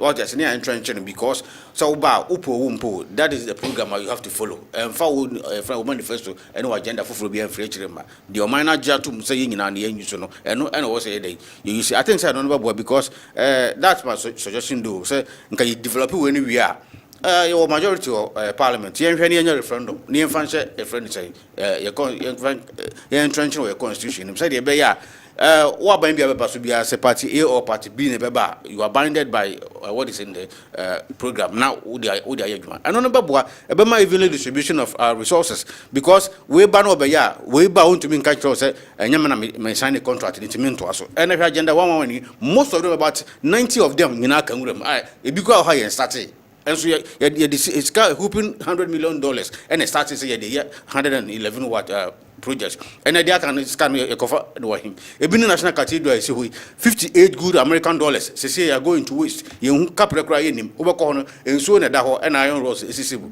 so several of them and ya dey share budget mu say you ba be interchange is 5 or your friend say come say crude mu and ba kokra we ni nyina ya ntumi am for fail so this is why in the national development program no here and a policy no here say be bind everybody party A or B or C oba eno and also we dey adwuma ye mpem manifesto assembly ati e basa na ye benya your friend say accountability bit man ensure accountability because this guy dem a no ho adwuma na be expect say we den obeye the media am for it Owura John Dramani Mahama His Excellency Nadaroma onye na nyina no say okay there's a possibility any referendum nyina yan to yes or no you can say yes you entrench into the constitution okay obi aba I don't know find adwuma right yeah me that's pa me did say and this no wo mu ankasa no omo ye nadafo ana nada na no mu de bedada Ghana for already no omo say in 90 days no omo be yi double track na fi ho when it comes to education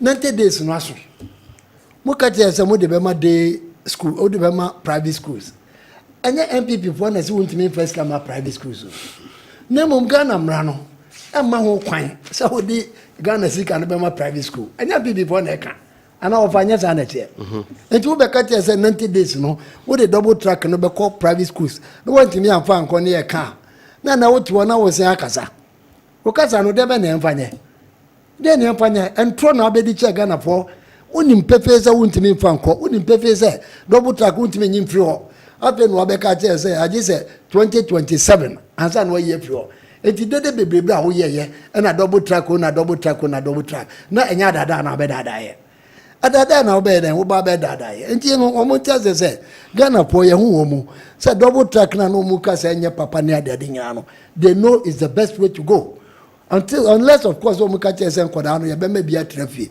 and this education omo mpe nkoda no hu nyansa obia anto aba ma wo mu enti wo mu ne ma omo ye ni nyina no se ye hwe se de be ye be boa na nka nkoda na kafie na ne ye koto aba ne ade sika bia se friends Manchester da kemna John Ekono Prada da na nkoda ne na ma bonte ton doctrine mo tena ha say ma 100,000 children every year ekafie aba we aba yen se papa nkoda ne ko school a mo de propaganda ene ne ma betena bonte kan na double track ne nye ene nkoda na aduane ne ade ne ye hu se aduane no ye west enye papa to the sense ene mo amose mo bere verse ne asan akọ o system mama nkoda na aduane na yi enti ne ma bebra mo tie bonte a mo keka ye de fa education mo no mo ka ko wie sai emfaso bia nya de amaso and o see MPP does not want to get involved. How can we be involved?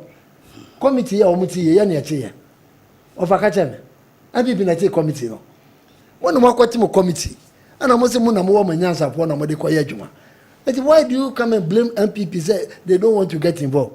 Aden na de bia mo ya de no na buka musimu a na mo pese mo de blame komo obi wo de maya ye den obi say wo frɛ obi ana nipa ko no kra ka che say wo ma say nka wo stand na wo begina so aka ba wo no akɔhyɛ dem ana ase wo na wo NDC po nyansa po e bedwene de amagana na wo kɔfa adwene bi ba na adwene no nya papa wo si aba bi ba on fa no nya adwuma wo be ya adwuma mana yie enti na NDC no mo fa plan for na mo fa mra mo ye clueless you don't have any plan for the country ade bia mo de ba bia no eye politics a mo fi se mo na be favor mo a na che se timi aboa ne ya bu se ye ho nsem bebrebe se whole city na wai $10 billion whole city no e wai fa e be ka ne a confirm no e wai chama wanya biawe no a confirm for us and 24-hour economy ya ne ba ko bi be sia wo ha that time ne yetia o se jata o mo ba be ye jata ne nsebo e na wai fa say 24-hour economy no wanya any space in Ghana's ya friend say yan krata ya chocho nyina ya budget na 24-hour economy no amamu bi enka ho mutimi be biem anu nka 24-hour economy ho asem you cannot even talk about it mo be dada Ghana for 24-hour economy mo so mo ni ma de amo ba be ye wo ha ana mo ka che say ya friend say Jomama ba oba parliament ba sona obeka che say atofo sen ba be ye budget na o de 24-hour economy no o de be breye sa no ka che ntie nyina ye to a ye twen bra ato bra na fa 24-hour economy ba o ba be ka che say 24-hour economy no afi na guzita no de ba right but that's guzita no so ba ya o si ade no nya ready okay ni ati 29 member economy 29 member committee to fix the 24-hour economy. How can you do that? What that message in the Kakrana member you may take a final lap. Okay, Adwenkyere Dwumadi na ogu so here with Kessben television so we have message in Ekakra stop MPP stop the mischief and hypocritical attitude and give credit to NDC Joe Abuaze and all the way free by kojo free body adwumako. Good evening, Mr. Host. You people are doing a fantastic job. God richly bless you and your crew. Okay. I am Vincent from Takwa, NDC all the way. Okay. Offer if the city gains against the dollar is also affected the mining sectors, you can find and see the truth. Bright from Takwa. Good evening, offer. I was importing Toyota Prado of $95,000 with a rate of 15.8, equivalent to 1.5 million Ghana cedis. When the dollar dropped, the same $95,000 at a rate of 11.7, now equivalent to 1,111,500. I had excess of 388,000 last Friday. Hey, Adwenkyere Sika. I will praise Muhammad though I'm MPP. Wow. Botoma de pa. I am Abdulaziz from Wasa Ankasiye NDC in the B Keke. Offer, please, our party MPP is collapsing. Please stop talking and fix the problem. Good evening. Good evening, Offer. I'm Asrewa from Asevi Asafo. I'm enjoying your show live. Please kindly let the NDC man who is sitting on your studio understand this. We are not small boys. They cannot lie to us again because a lot of Ghanaians had attended free SHS, so we can read. God bless another Dr. Baumia, MPP Piao. Okay. After taking dollar at 4.20 pesos, it never came down by even 1 peso. That's ND's MPP for you. Why is Mahama now showing interest in the national development policy? The NDC should stop the propaganda and fake the facts. They have governed Ghana longer than any political party. Moreover, this policy idea did not originate from Mahama. Please allow the MPP rep to educate us. Akosia Mage from Techimai. Why? NDC, are you serious? You are telling Ghanaians that you have reduced the price of cement from 130 to 82. Meanwhile, you did not do that. No wonder, because the whole president can say, we try and throw kakra, now I can correct kakra. A jadom near best Tyler Kumase of Monia Jumapa. Okay. Respectfully, I disagree with the idea of NDC government including private schools in the free education policy. It will be a waste of national resources. We should be cautious, not rely on private schools to fulfill promises they made. Duquat from Takwa. MPP man talk too much. Go and fix his party. Master Plan Junior from Kintampo. Ghanaians have made a big mistake for voting for President Mahama and NDC. Chobo government, Dumso Galamsey, and a high price of cement and vegetables. The people are suffering. Greetings to Alaji Safia. Okay, right. I go to Inwi. And can you answer? See, I make say so many places are in darkness. My no teacher said that minister they be an a fuela, the power plant and a so I got 2 days, I got 5 days. Panic and what they my mouth for my investors.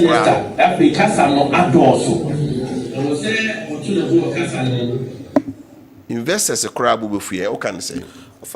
Medas na konya dia mame na e ba kanea ehun ne ho nsensem na I think say nyina ye nim sem emre santini a ana say emre di echi a kanea edunodun maba enye ura John Dramani Mahama penso na kanea edunodun e hase it dates back to Tama Rollins wo company ko for kra e ma so for ko friends say akosombo dam senke enko bompaye na akosombo dam no sorry and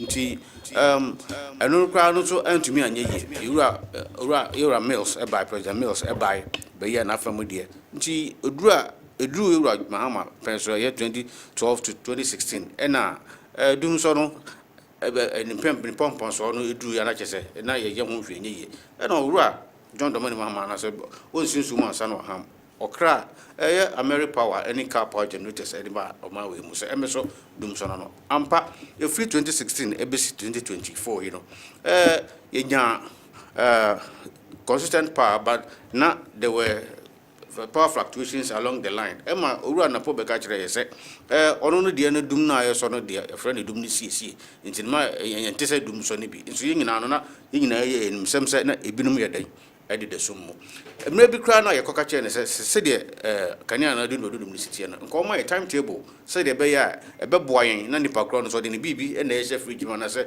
ne machine bi na siso a wotumi adum no sa brero oka che se yan ye timetable ye fa ya de embra nti kania dum ni de se be nya ne e na eba ye no ache na me no memblemu ye friend say ndi se manyuko no ye hwe the inefficiencies even the ECG ho ene e car e da ho na sabi enu kwa mo kwan mo nye planned maintenance because if die bia no brano na wo so sisi afidie no se de be ya ebetumi ato so ayede edi dwuma yie but ye no MPP for adaroma omukofa what is known as PDS for iso omumra enu sika ekodi PDS for ho na nyi sika kuma enne besi ne ya nya obi biara ma bu ho contact Ghana for se sika ya jeje PDS for beje free Ghana o man Ghana for ho no ɛho kontabuo no ɛnie ɛno ka ho bi ɛna ma ka abɛda friend say ECG hɔ a ɛno nti no ɔmo ntumi produce enough power ntumi satisfy friend say Ghanaian consumers ɛtɔ so biem inefficiency say ɛwɔ ECG hɔ no so factor ɛwɔ se ɛhwɛ ne address of ameno ka say there's a community in Kumasi Ashanti region has say ɔmo use power ne power but ɔmo ntua bills ya mountain meters ɛwɔ hɔ but ɔmo ntua bills ɛno nyinaa ka ho bi ɛna accumulate the data ɛwɔ ECG ɛno nti no ɛwɔ sɛ aban pesi ka twitwi die na ɔde kotua sɛ de bɛyɛ a nyinam kanea no bɛden ɛbɛgyina so ma timamfo no so anya so mfa so enti yɛwura John Jenapo ɛba yɛ no ɔsɛ da bi sɛ de ade na nimpɔmpɔ so akoduro no yɛwɔ sɛ yɛde nhyehyɛ pa biara de egu akwan mu sɛ de bɛyɛ kanea ne ɛbɛnya kanea nyina so enti situational report na yɛwɔ de ma yɛ ɔkɔ na sɛ de sitie no no sɛ de abato Ghana for yɛden anim sɛ sɛ ɛna ade na akoduro ɛna na mo sɛ ɛna yɛtu sɛ de bɛyɛ a yɛbɛtumi resolve the problem at stake ɛno nti no de minua makela ɔka sɛ kasa na dɔs na yɛda or scare investors no hwan no. What is so scary about this? Nipa no, that is the situation on the ground. Akohu se say na de no nipa ponso aduru. Me de to me man for anim. Say the be ya obi wo bibia no wa plan so be project bia na say obi use kan and dey bibia. Then nipa kono da no ho so a wo say or scare investors. So I say nti no asema minua Michael kan you know it's neither here nor there.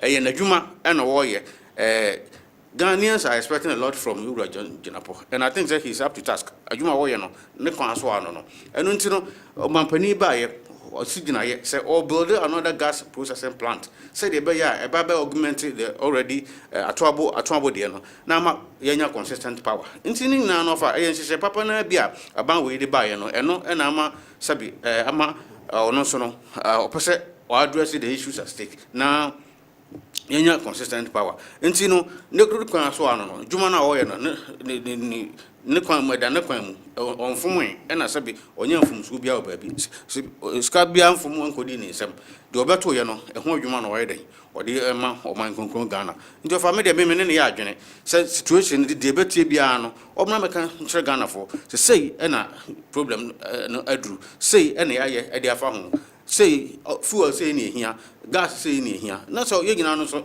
sabi ada ye ho so na ma million Michael on tumfutru mu edomani say scare investor ben obo ma ne say your friend say the e cost in the ha no and as investor ben are complaining say o ma the situational report I was say a friend say investor best care investor ben into say o ma yaso nko didi na ye shepa ye wode ma o ma we no ye rolling out no man no sabi inya eso mfa so ofa me da sepa yeah me da sepa me jidi say ene and this is for baby ano kasi omo baby omo gas plant akachi oso omo boa sir yes so mo dey see atoabo na me back dabi atoabo nsese ni nyina ye jeko for and this is baby change the venue no keke e de ko atoabo what did I make an say the evidence is there for you and at the ye kan ho asem sesi ya no ye yuru asante no and omo share side dwumadi na say ya me gidi say wo call graphic online na e be catch say friends Ghana Gas to build new terminal new plant. Yes, pictures ning na wo amegi di say obetimi akọ online no watch ne sesi na ka me dey send o na kasa no eba be remo sesi a wo bo ne sesi na obehu e wo Dr. Ben Asante no e che say papa wo mu ye for the gas plant no e wo so sesi a ebetimi akan pictures ne bibia wo time wo mu sign contract no wo mu ne Mr. Hilton ne sampany for ne nyina no. It is there for everybody to see. You be yama now they are to swama a man for share. And the project no one shall see dada. And then this is for na babe to so. For them to claim baby say a baby see terminal plant for phobino. Or more credit and then co baby was echo. What I say? Omunya hu bibia. And we are no busan say da ben na musha say and da ben na mutu na mo no ne kosi da ben. And sana mo ba ababe ye ade no ade abaye. Nti be say and this is for no mo bibia. Mumfa asida kese ema Dr. Ben Asante nom e wo mu niam papa wo mu yeye a etimi aboa amende etimi ama ye nya baby a ye ba be du ye ba be ye terminal plant no etoso bi no the issue of Enkanea no ye kase wo mu mia wo ma no no mu solve problem na ye di kan John Jenapo no won ka no kre opo bi a won ka no kre okrum ha e ye Jenapo entro no adi a kere sa be ka ne enti se den ye ginidi. How do we believe this person? I don't know your inauguration no crown. Or because you say I 5 hours. I don't know any kruma. Yes, swear Mahama in was it 5 hours, Penagana go off.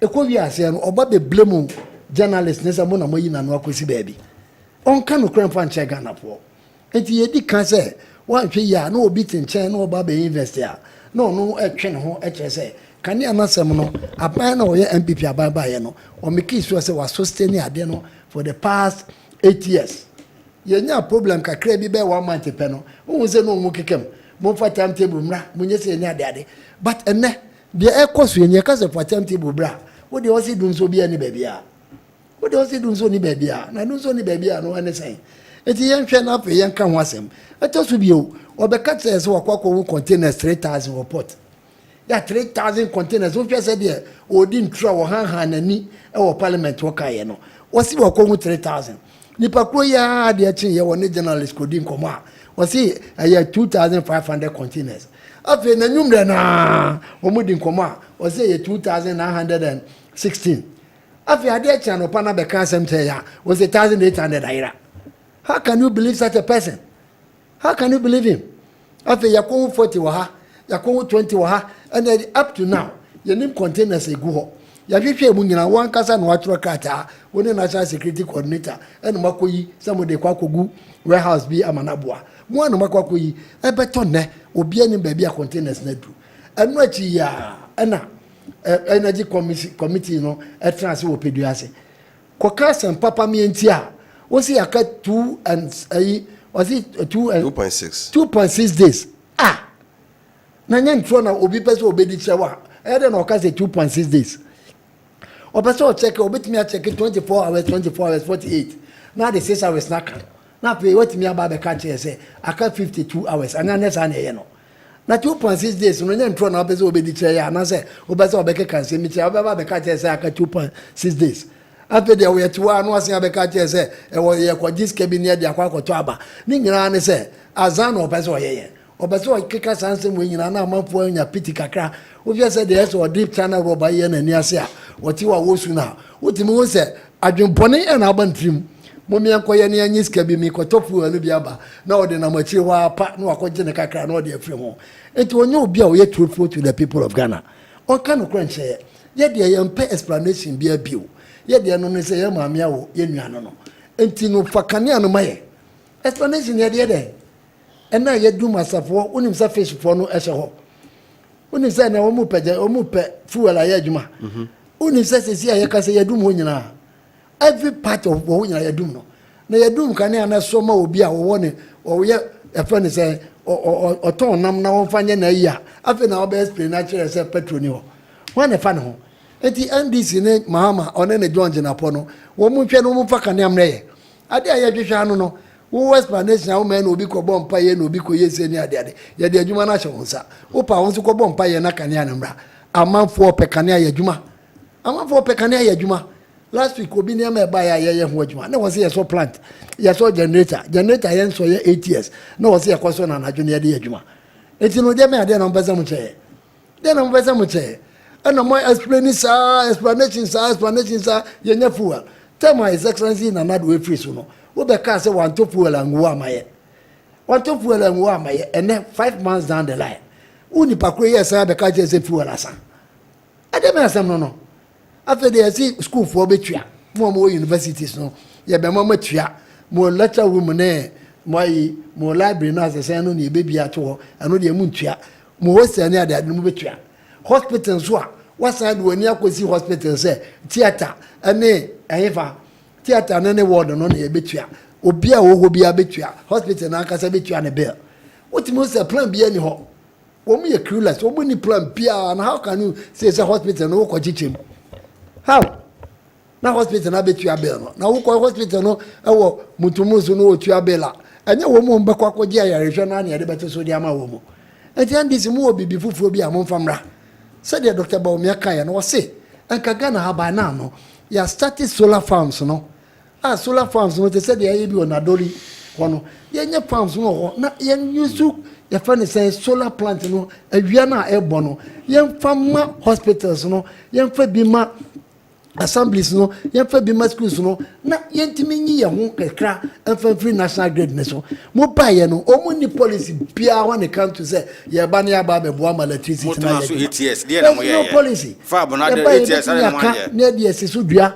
ɛde akyerɛ sɛ ATS no yɛ sustain kanea no this obi a wɔn pɛ sɛ wɔka no korɛ ATS no kanea no wɔ sustain ɛna ade ba ko so last one ade ba ko so a wɔn sɛ ka ne sɛ wɔn mo hyehyɛ yɛ phone na wɔn mo kɔ yɛ to hɔ no ɛno na de problem bre Ghana IPPs independent power producers wɔkɔ akɔsan contract yɛ fɛ ne take or pay no obi anadwo mu da hɔ pa betumi asan sa contract ɛno na sustain ATS betumi asan sa contract ade anya ne sustain ATS wɔkɔ yɛ fɛ ne sɛ mfidie ne ba ne yɛ ka sɛ mfidie na yɛ de aba no company no ɔde aba ɔso wan so obetua te sɛ me ba ha sɛ yi mafa uber ba ko na me de aba no matua ka ananya saa na mmom no wokɔ ka kyerɛ me sɛ me nkɔfa uber 20 mra na uber 20 yin nyina gu ano matua ba ko ka ana matua mu nyina ka na mafro ba ko kwa wo fi sɛ ɛbɛka sɛ madwumu da hɔ enti sankyekye no ana bɛbɔ Ghana ka $12 billion ɛde to hɔ a ɛnɛ yɛ energy problem no egu so ɛwɔ hɔ Monya nhyehyɛ papa na momfa lay down policy bi na take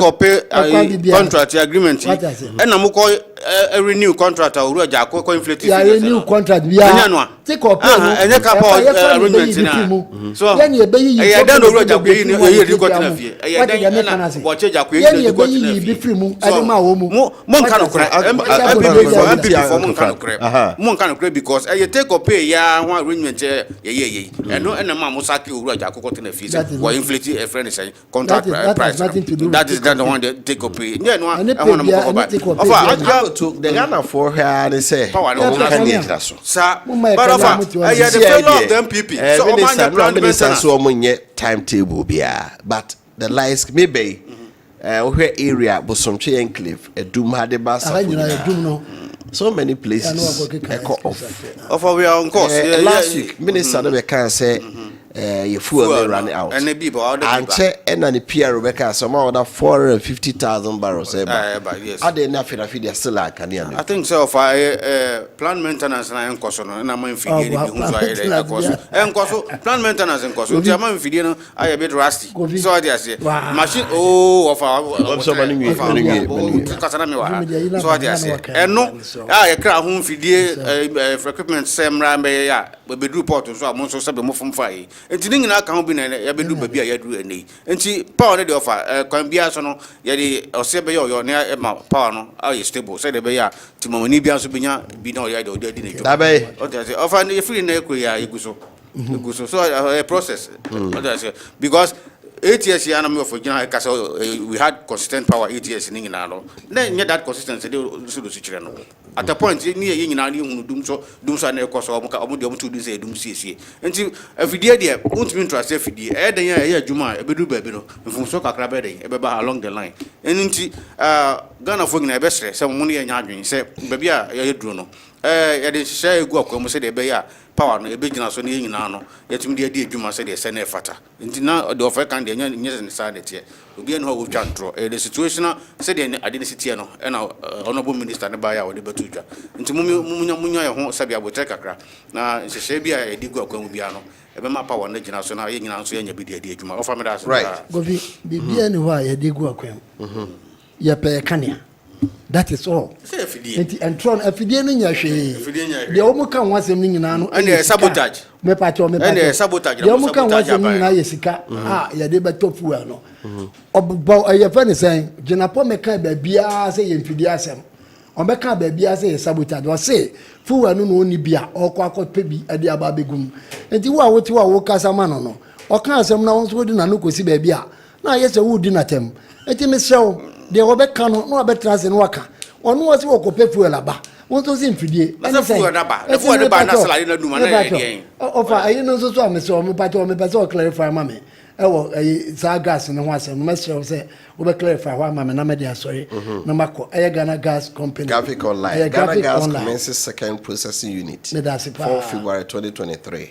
4th February 2023 e pato yenko Ghana Gas Company has commenced the process of adding second gas processing plant to increase the national processing capacity to 450 million standard cubic feet per day. The plant, to be known as Train 2 of the gas processing plant, will be constructed at the cost of $700 million and comes with nominal capacity of 150 standard metric cubes, expandable to 300. It provides enough capacity for Ghana Gas to process incremental natural gas from the greater Jubilee and Chiriboa in Tome. That's 10 fields. That's correct. And one yes. And now one more pictures no one here for. One more sign crack. Yes. Dr. Ben Asante, second from right.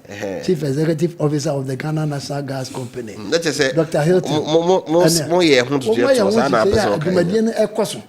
won't the Oma Baba to so keke any idea no ka. But woman ye be bia who be claim credit and say, Yan ye Baba gas plant. They have no plan. Planet the Dr. Ben Asante, a ready in Shano. I want to make a Cassia or ye. Which is up when you above fear or Mukawa. I think the company no. Omode is a consortium, no, general manager of the consortium. Only Robert, you are not just smoke or a chihono. As a company, no, and Omubaya, Omubabe, Omone Ghana Gas, a Yansha say, Sa company na no, and a Babe Jumano. It ends in Kofa Bibia for my only send Tro and Momudi, and a credit via any due demono, and Momutua no Mupeso Muti. Mumfa credit no matter where credit is due. Na munya se ne ma bia muntu wan na mon kra no wo baba betena be ka che se na ye na bibia credit but your company no mo amonim company no din ana fa ya me bo company di credit yeah okay the most important so World Bank and IMF reporter just a Ghana a problem pa kese back home the energy sector energy sector which say they see manage energy sector and enkoye no just prepare to open trade there be a car and you know what some America there be a car so here abandadano ni aba we ya be ya e bra NDC ko 2016 no na energy sector no neka da honom de esla e ba ese yenye energy sector levy na yemfentua MPP aba be mfie nwotwe yentimentua ka na nwie sela e ka no e kosoro so ya mekania but ekania no ECG phone timi nyi ho sikema bi so kire se government agency na no minister tesa fedie MMDAC nyina no obi entua no de because a car obi de no ya ma asema yedin crude oil just about kopebosia e no akofa de aba say genetic power no na ECG netco omoton a ehun sika na ma fa so kra ma o basika tene mo no sika do e genetic power no kinya no kro no aba ka ke betimi ato aso nti e na no independent power producers no ba ko be ka say yede ka $400 million yentua o me shate o mo plant down this is the problem we are having yes na me you final when you fancy I think say I just say be privatize friends to some extent what I say so the be ya sikajeje any metering system ni na no be efficient so I think say along the line no omo MPP abraso big company be say about the Zianchon Technologies or something omo ba say nka e bombe hwe metering system no revenue collection no but Fofi and Water and kind of for at abrogate contract no nti I think say we are looking at that say private sector na be na sikajeje no and metering system no ofa adeni nyina ne say isi nyina no be so muton omo ya won hye ya wie a wo mu ba betwa di anu anu nti just mama so mom to ba so for ina mko fa PDS bae mko PDS ama private participation no no mu da mko fa PDS bae no mu ba best private participation we are the audited as we onu an be gina mu ka say nya dia aban ne be pene say e mema private person abem nti wo a wa be gina mu aka say private participation no pene ayeden na wo ni akọ na san be ka say mama tell me amedofo ba ko moda me tell no say moda nyame nsha no obi bia wo hwe bia right so far please tell the NDC rep that we didn't vote for them to explain our problems but we voted for them to fix the problem. They know the problems already. So why are they disturbing us? Talk as in opposition about our energy but when you giving the mantle he is doing little. You cannot do the work, you should resign. Please tell the MPP man that with the way the kind of the NPP is performing, they will be in opposition forever. We say for how did you do so to Rakosi Chenka, former regional director of communication, my NPP, Ashanti Regional Fura Frank, Lutua Champion lecturer, I was Springtime University College, and so communication team member, Edema NDC Amanyukono, Malam Yaya, the Bobo and Simiano, Russell Wilson, one of her camera no BPS so my gang. Medeni Kofi Appiah krama ni nhyia ochana pa e o mache dwumadine so na ifa nsem aka ni nyina emremo yakramo